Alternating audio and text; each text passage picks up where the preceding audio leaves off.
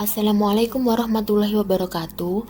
Pada pertemuan pertama, sejarah peminatan kelas 10, kita akan mempelajari tentang manusia dan sejarah. Sebelum kita memulai materi hari ini, perkenalkan nama saya Dian Yuniarti, guru sejarah peminatan kelas 10. A. Pengertian sejarah. Sejarah mencakup 3 hal. 1.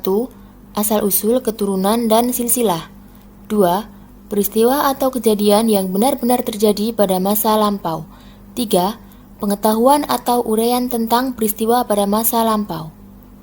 Secara etimologis, sejarah berasal dari kata syajarotun yang berarti pohon. Sejarah yaitu rekonstruksi peristiwa masa lalu, bersifat penting, abadi, dan unik, yang benar-benar terjadi pada masa lampau dan berisi segala kegiatan manusia. Pendapat para ahli mengenai definisi sejarah.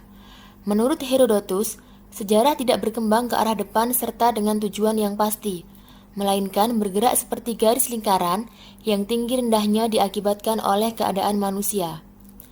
Sedangkan Sartono Kartodirjo menyatakan bahwa sejarah adalah catatan dari apa yang telah difikirkan, dikatakan, dan diperbuat oleh manusia. Dan menurut Ibnu Khaldun, sejarah sebagai catatan tentang manusia dan peradabannya dengan seluruh proses perubahan secara nyata dengan segala sebab dan akibat. Inilah gambar dari Herodotus yang disebut sebagai bapak sejarah. Keterkaitan kehidupan manusia dalam ruang dan waktu. Apakah kalian tahu unsur manusia tidak dapat dipisahkan dari ruang dan waktunya? Jadi, dalam peristiwa sejarah, manusia mengalami berbagai hal dalam hidupnya, dan semua itu berlangsung dalam ruang dan waktu. Ruang sendiri memiliki arti, yaitu tempat berlangsungnya atau terjadinya peristiwa sejarah.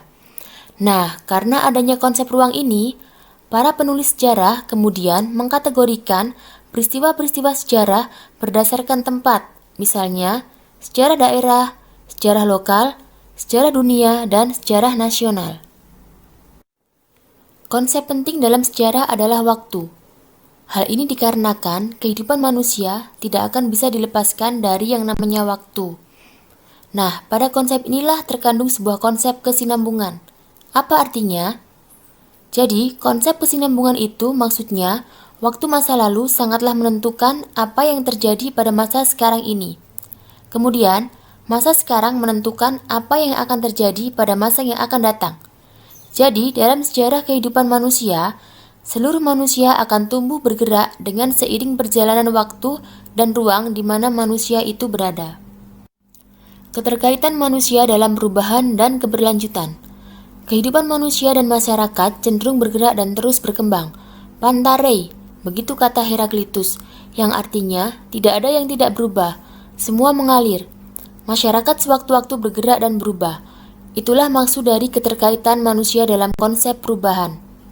Selain keterkaitan manusia dalam konsep perubahan, manusia pun berkaitan dengan konsep keberlanjutan. Kehidupan manusia hari ini tidak terlepas dari kehidupan manusia pada masa lampau. Begitu juga dengan masa yang akan datang. Oleh karena itu, dapat disebut mata rantai kehidupan manusia. Sebuah peristiwa selalu berkaitan dengan peristiwa lainnya, tidak terpisahkan. Contohnya pada pergantian sistem pemerintahan di Indonesia, mulai dari Orde Lama era Soekarno, kemudian berubah ke Orde Baru era Soeharto, sampai reformasi yang terjadi akibat meledaknya aksi masyarakat yang dimotori oleh kalangan pemuda mahasiswa, membuat lengsernya Soeharto. Semua berkaitan. Pada setiap waktu yang terus bergerak, masyarakat mengalami perubahan pada kondisi sosial dan budayanya. Ada dua faktor yang mempengaruhi terjadinya perubahan dan perkembangan yang berkelanjutan. Faktor internal. 1. Perubahan penduduk. 2. Penemuan-penemuan baru. 3. Konflik dalam masyarakat. 4. Pemberontakan atau revolusi dalam tubuh masyarakat. Faktor eksternal. 1. Faktor alam yang ada di sekitar masyarakat berubah. 2. Peperangan. 3. Pengaruh kebudayaan lain. Jenis perubahan sejarah. 1. Perkembangan kehidupan dalam masyarakat ada yang berlangsung lambat, evolusi, dan ada yang cepat, revolusi. Contoh evolusi, Perubahan masyarakat Pulau Jawa dari masyarakat pedesaan menjadi masyarakat perkotaan. Contoh revolusi Prancis tahun 1489 yang mengubah Prancis dari bentuk monarki menjadi republik. 2. Arah perubahan dibedakan atas keadaan yang lebih baik, progres, dan keadaan yang lebih buruk, regres. Contoh progres, modernisasi Eropa pada abad ke-18. Contoh regres, krisis ekonomi di Indonesia tahun 1998 sampai 1999. Ini adalah contoh perubahan.